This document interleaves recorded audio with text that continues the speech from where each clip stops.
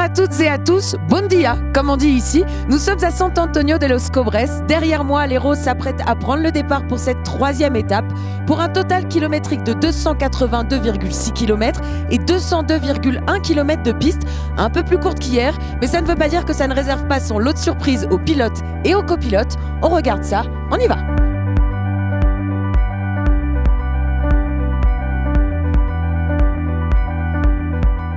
De 3850, on sera à 3006.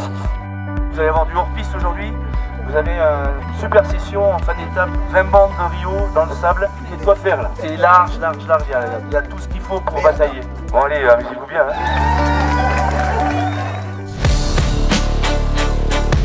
C'est donc une nouvelle plongée dans l'altiplano qui attend les Roses aujourd'hui.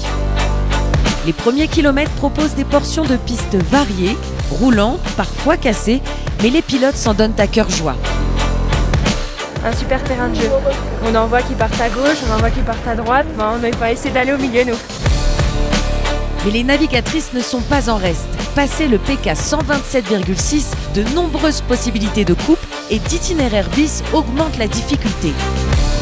Il y a beaucoup de coupes à faire. La seule chose, c'est qu'avec les buissons et tout qu'il y a un peu partout, c'est juste pas évident à savoir par où passer. Ça donne plus de challenge. C'est comme ça s'en va là, ça revient. Moi, j'aimerais ça aller direct au milieu, mais est-ce que ça passe? Alors dans ce cas, une seule solution. On sort de la voiture et on évalue le terrain. On est à 2,6 km, on est à 200 mètres de trop là.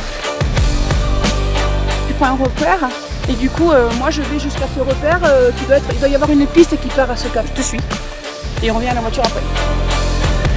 Le cap 330 puis 260. On va aller à 260 pour le fun.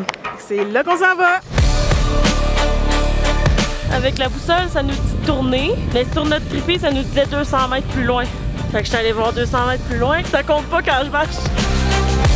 Mais on bosse dur, vraiment dur. À mi-parcours, les Roses atteignent le premier salar de l'aventure, Salinas Grandes. C'est incroyable, c'est magnifique. On n'aurait qu'une envie, c'est partir à fond.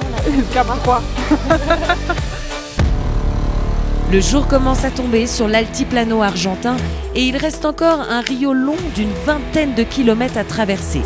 Ça va être très mou, donc on ne veut pas prendre de risque d'être ensablé, alors on a décidé de dégonfler les pneus. C'est un secteur de navigation, du coup il est possible de gagner des mètres, mais la nuit tombe, ce qui complique grandement les choses. Pour moi, ce qui me fait peur, c'est le cap 100, cap 90 derrière, et après retrouver la piste principale à cap de 10. On est venu pour puiser dans nos ressources, et voilà, c'est l'entraide, et puis on essaye de rester surtout très concentrés. Je crois que c'est ce qu'il faut. Allez les filles, encore quelques kilomètres et enfin la sortie du Rio. C'est un gros soulagement parce que franchement, comme on savait plus trop où on était au bout d'un moment, de prendre la sortie au bon endroit, c'est vraiment l'aventure, ça c'est clair. Hein. C'était le moment le plus difficile qu'on a eu à vivre, mais personnellement c'était le moment le plus fun aussi. Là on est vraiment fiers d'être sortis de là.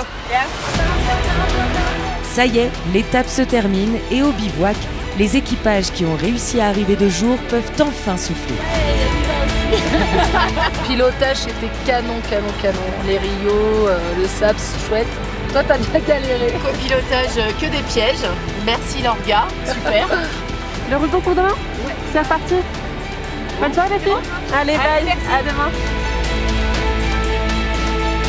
Comme vous venez de le voir, et Jean-Jacques Ray avait prévenu en début de rallye, le Trophée Rose des Andes, c'est l'aventure avec un grand A, et cette journée l'a bien démontré. Ce soir, les Roses sont arrivées au bivouac, elles ont juste eu le temps de prendre une petite douche et manger un repas chaud, et demain, on repart pour la 4e étape.